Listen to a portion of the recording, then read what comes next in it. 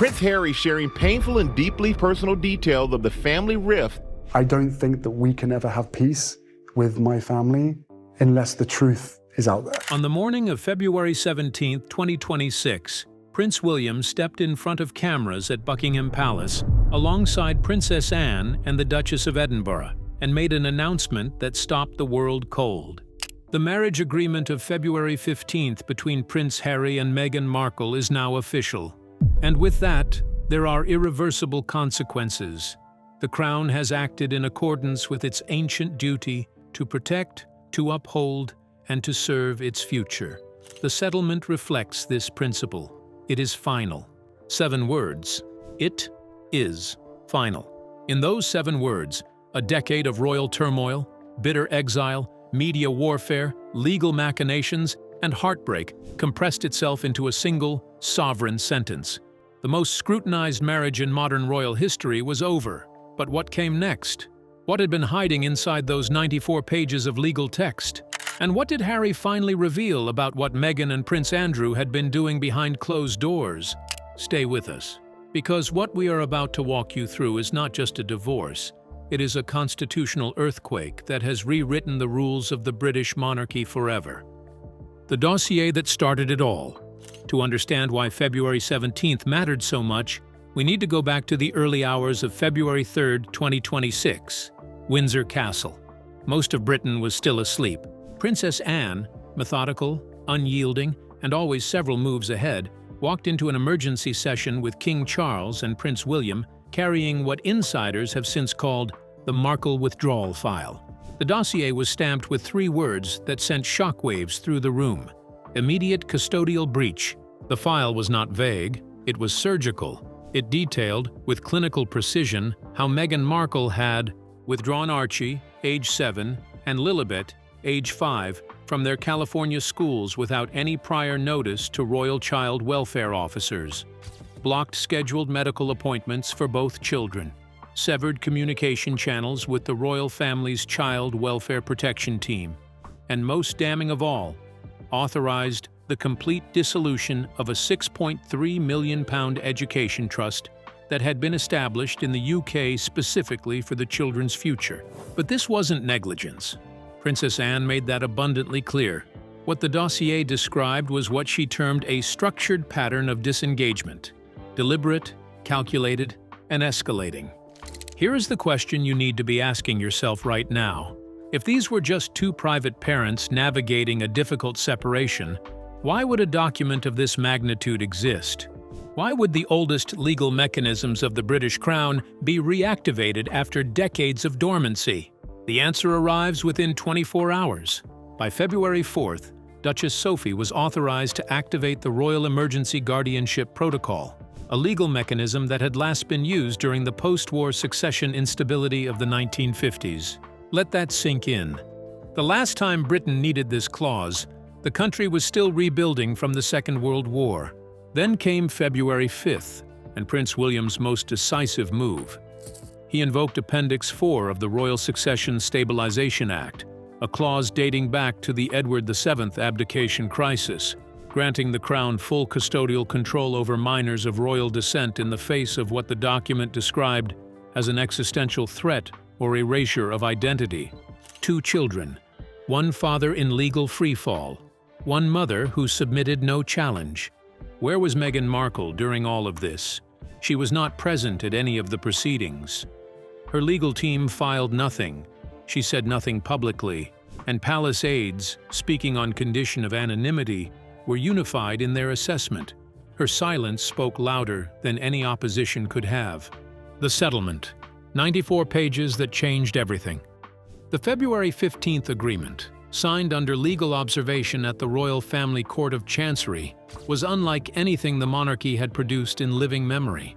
Drafted by an emergency coalition of Crown legal advisors, Privy Council representatives, and outside family law experts, the document spanned 94 pages across 6 annexes, a rare legal construct known internally as a dual-frame writ, separating domestic civil law from Crown fiduciary protections. The last time such an instrument was invoked, the abdication settlement of Edward VIII. The settlement covered 6 sweeping categories: the division of joint assets, real estate in Montecito, Norfolk holdings, stock accounts, and liabilities tied to Archewell, custody and child welfare, granting the Crown permanent legal guardianship of Archie and Lilibet, financial support and obligations, outlining child support responsibilities and education funding, personal property and premarital assets, defining exclusive ownership of heirlooms, inheritances, and IP rights, residential access and transitional housing, settling who may reside in former marital properties, and finally, public conduct and confidentiality clauses, including non-disparagement agreements, media engagement bans, and financial penalties for breach. But buried within those pages was a clause that the palace had not anticipated becoming the centerpiece of global media coverage. Clause 14C, titled Media Exploitation and Identity Licensing. This clause forbids either party from using the likeness, name, voice, or visual renderings of Archie or Lilibet in any monetized broadcast, merchandise, or intellectual property, including dramatizations, animations, audio products, and crucially, artificial intelligence likenesses, without written clearance from the Office of Royal Protections. The clause is irreversible. It applies globally, and it is enforceable through transnational copyright watchdogs. So what did Meghan do? She refused to sign it, not because she disagreed with protecting her children in principle, but because she was already planning to use Lilibet's likeness commercially. Sources within Gray's Inn confirmed that Meghan had insisted on retaining future brand integration rights, particularly for Lilibet, whose image had already been modeled into early-stage concept art for a proposed children's book series titled Lily and the Lighthouse. Dame Rosalind Hurst, former Crown Family Law Chair, put it plainly. Clause 14C wasn't about profit prevention. It was about psychological protection. The monarchy knows too well the trauma that comes when a child becomes intellectual property. And there's your second question for today. At what point does a mother's personal ambition become a threat to her own children's well-being? Because that is precisely the question the Crown concluded it had to answer, and did. Clause 7. The legal weapon hidden in plain sight. Now we come to the revelation that rocked the legal world on the night of February 15, 2026. As the clock struck midnight, a ripple of disbelief spread through Britain's legal and royal circles.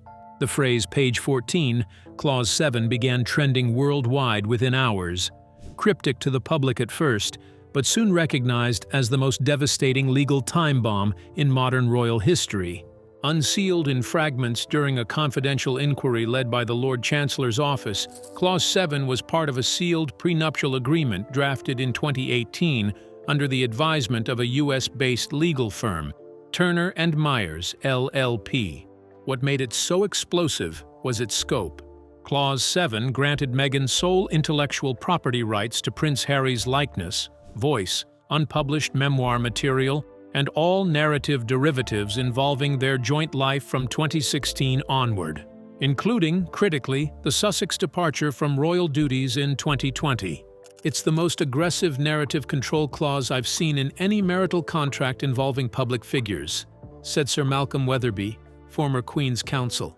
Effectively, Harry surrendered control of his past, present, and future in exchange for marital unity, and possibly emotional safety.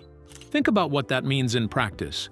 Every interview Harry gave, every memoir passage he wrote, every documentary in which his face appeared, every podcast episode carrying his voice, every Netflix special where he sat across from a camera and spoke about his life, all of it had been funneled through a single gatekeeper, Meghan's gatekeeping authority. What had appeared to be a joint Sussex brand, that warm, progressive, couple-against-the-world narrative, was, according to legal analysts, something far more calculated. It was a one-sided curation of Harry's legacy, filtered, edited, and licensed entirely through Meghan's commercial machinery. Lady Louise Windsor, who co-authored the internal investigative summary for the Privy Council, delivered the most chilling line in her private testimony. No one, neither Prince Charles at the time, nor Her late Majesty, was made aware of Clause 7 during the wedding proceedings. Had they known, it is unlikely any ceremonial recognition of the Sussex union would have proceeded as it did. And here is where Prince Andrew enters the picture. Sources close to the inquiry have now confirmed that there were back-channel communications between Meghan's legal team and associates connected to Prince Andrew. Communications that centered on the strategic use of Clause 7 to limit the Crown's ability to reclaim Harry's narrative. Andrew, already persona non grata within the palace, allegedly provided informal intelligence about royal legal vulnerabilities in exchange for what insiders describe as implied future rehabilitation opportunities. The palace has not confirmed these communications, but the investigation has not concluded either. Prince William's reaction, when he finally read the unsealed documents, is described by a source close to Kensington Palace in a single devastating sentence. It wasn't just betrayal. It was betrayal premeditated and inked in legalese. Queen Camilla, long silent on the Sussex issue, allegedly responded with just one line upon hearing the clause's scope. She wanted his story, not the man. The financial collapse. Montecito in freefall. By February 16, 2026, there was no longer any place to hide the financial truth. For months, Harry and Meghan had obscured their deteriorating financial position behind polished social media appearances and a smokescreen of brand extensions. But when certified documents filed in Santa Barbara County confirmed that the Montecito property was nearing foreclosure, the narrative collapsed entirely. At the center of this spiral was a $9.4 million bridge loan secured against the property in mid-2025. The loan had been structured through a Delaware-based holding entity, one later revealed to have ties to a now-defunct Dubai media syndicate. Its terms were punishing: a 14.25% interest rate, a 9-month maturity window, and, according to one leaked banker memo, zero rollover flexibility if repayments missed their January 31st deadline. They missed it. Meghan had quietly attempted to refinance, reaching out to a boutique Manhattan lender specializing in distressed celebrity portfolios. But the underwriters flagged the Archewell Foundation's audited statements, which showed troubling inconsistencies in expense allocations, particularly around PR retainers and security reimbursements claimed as charitable awareness spending. The deal collapsed within 72 hours. But the financial devastation didn't stop at the house. Archie and Lilibet had been quietly pulled from their premium Brentwood private school and enrolled in a lower-cost Montessori-style program. A leaked email from a former Netflix showrunner confirmed that a proposed follow-up documentary series centered on Meghan's healing rituals and Harry's ancestral reckoning had been permanently shelved due to, and these are the network's own words, inadequate audience retention and reputational drag. A 5-project pipeline once worth over $40 million had evaporated. The memo's closing phrase was clinical in its cruelty: brand underperformance with ongoing legal exposure. The settlement itself compounded the financial blow. The agreement nullifies all prior good faith subsidies issued to Harry and Meghan since 2020, reclassifying security expenditures, property renovations including the notorious Frogmore Cottage refurbishment, and legal deferrals as misappropriated institutional funds subject to repayment. Any attempt by Meghan to challenge these debts in foreign courts would activate a diplomatic countermeasure known internally as RIT 77 Zeta, allowing the Crown to engage in reputational defense filings abroad. Meanwhile, Harry himself had gone quiet in a way that alarmed those who knew him. Friends described unshaven appearances, confused public remarks, and a noticeable absence from Archewell live streams. In private, Palace insiders revealed he had reinitiated quiet back-channel communication with Prince Edward, not as a royal, but as a brother seeking clarity. The most chilling rumor circulating through royal circles that Harry had asked whether his children still legally counted as Windsors, and if not, what framework governed their future. The children, erased by sovereign decree. Now we come to the moment that, for many observers, crossed a line from legal drama into something far more profound and far more painful. As the palace's internal dossier was leaked to select British media on the evening of February 19, 2026, one detail became impossible to ignore: the clause titled Contingent Custodial Jurisdiction, Archie and Lilibet. This section not only confirmed that neither child was registered within the Windsor family's official genealogical rolls, but also revealed damning inconsistencies in birth documentation, travel authorization, and biometric verifications. Royal observers and legal analysts declared it a historic threshold, the first time the monarchy had moved to publicly reject hereditary recognition for two children born to a royal son. Within hours, the Office of the Lord Chamberlain issued an addendum to the February 7th Order of Derogalization, confirming that Archibald Harrison and Lilibet Diana shall no longer be associated with any privileges, protections, or ceremonial references pertaining to the British Crown. The language was severe: permanent separation from dynastic records, justified on grounds of ethical, legal, and national interest considerations. At precisely 11:59 p.m. on February 20th, the official Royal UK genealogy page was updated. The names Archie Harrison and Lilibet Diana were gone, replaced with a single footnote. Names formerly listed under Sussex designations removed by sovereign decree per Protocol R246S and P12 jurisdiction. For Meghan, this was the total annihilation of the strategic narrative she had spent years building. Her February 18th video, featuring luxury decor, half-burned candles, and a performative monologue about the pain of silence, was being parodied across social media within hours, particularly after the catastrophic collapse of her As Ever brand.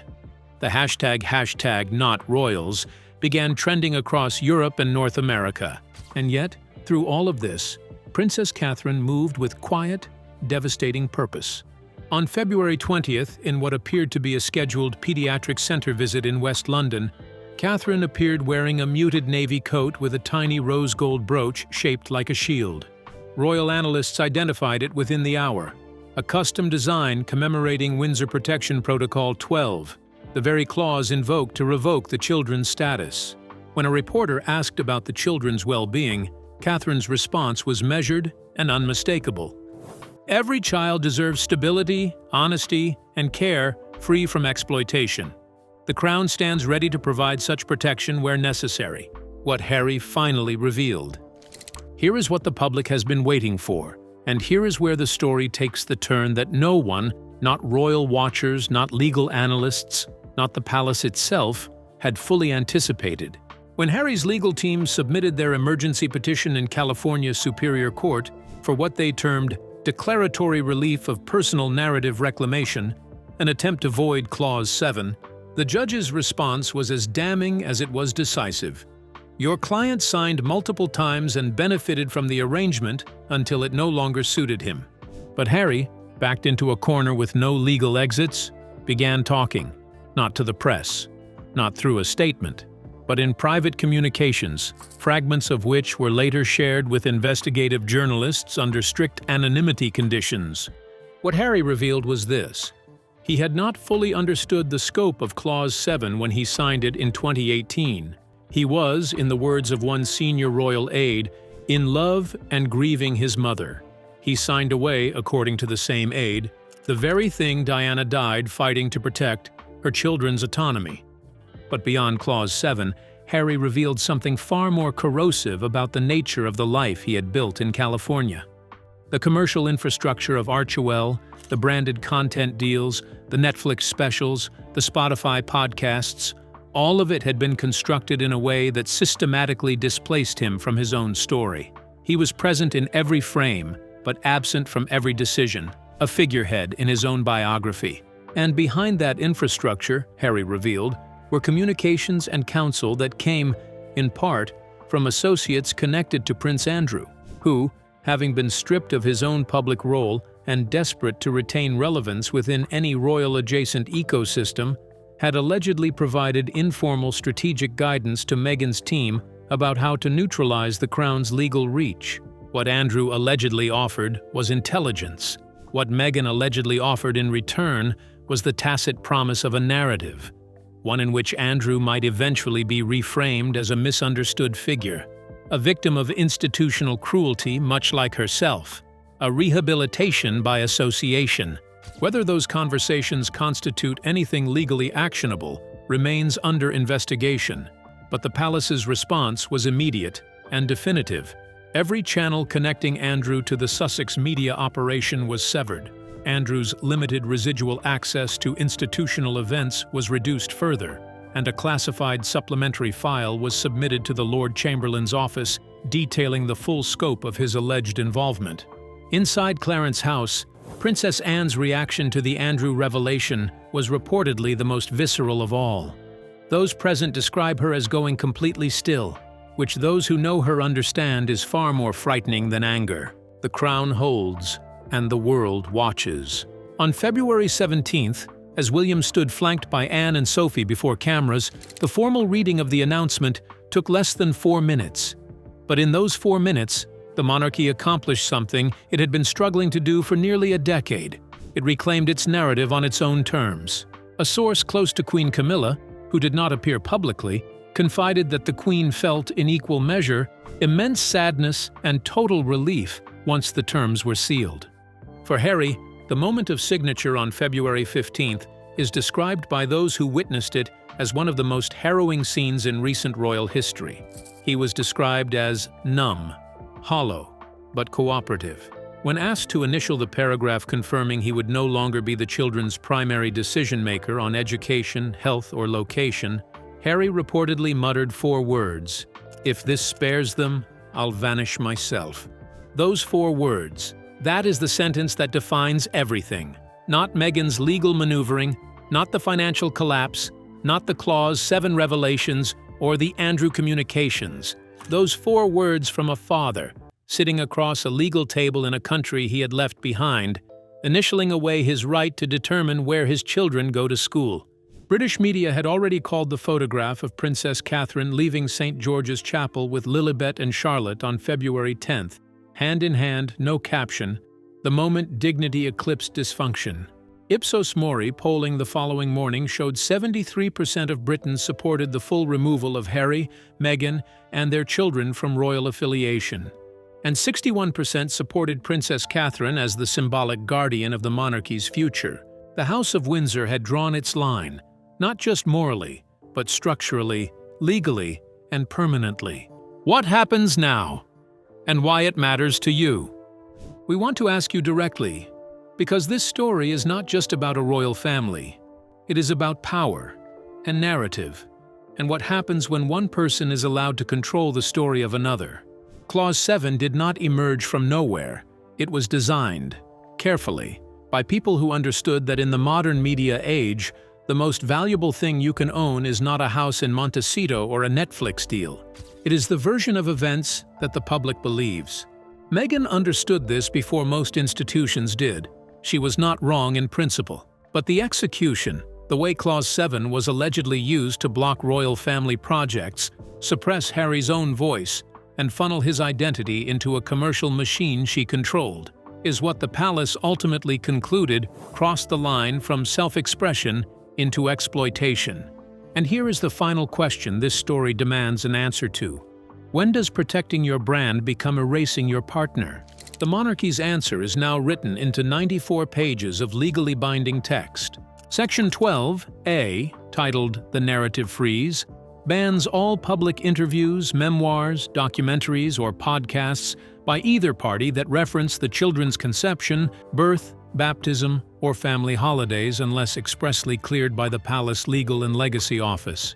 Meghan's unreleased audio memoir, Mother of Grace, which insiders say included passages about Lilibet's birth meant to portray Meghan as the sole architect of modern royal motherhood, has been shelved indefinitely, according to Spotify sources.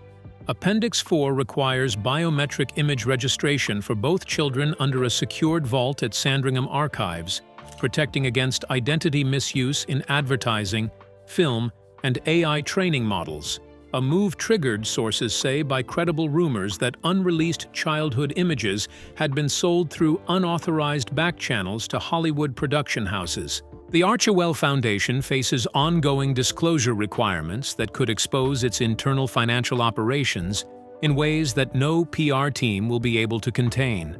And Prince Andrew, already a diminished figure, now alleged to have quietly aided in efforts to undermine his own family's legal standing, faces a reckoning that has no obvious endpoint.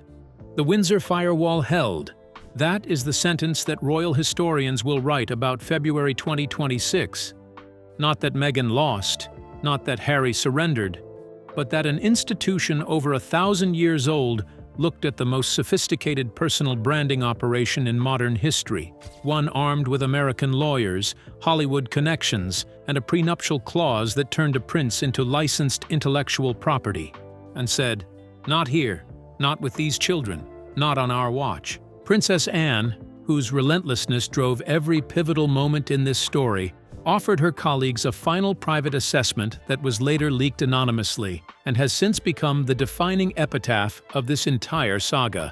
"We did not ask for this battle, but once it threatened the children, it became our responsibility to win it. The monarchy, battered but intact, has closed a chapter that stretched the meaning of duty to its constitutional and emotional limits." Meghan Markle, once hailed as a modern breath of fresh air, a biracial American actress who would refresh a centuries-old institution, now stands alone amid the ruins of her brand, her narrative, and her crown-adjacent dreams. Harry stands somewhere more complicated. Not quite exile, not quite return, not quite redeemed. The man who muttered 4 words at a signing table in February 2026, choosing his children's stability over his own pride. Whether that sacrifice is ever acknowledged, by his family, by history, or by the public that has watched every agonizing chapter of his story unfold, remains the one question this settlement, for all its 94 pages, cannot answer. What we can tell you is this: the world will be watching. The legal battles are not fully over. The Andrew threads are still being pulled, and somewhere in California, a woman who once told the world she had given everything to a fairy tale is recalculating what fairy tales are worth. Now, if you have followed this story from the beginning, you already know the answer. Share this video, drop your thoughts in the comments, and subscribe, because the next chapter of this story has already begun.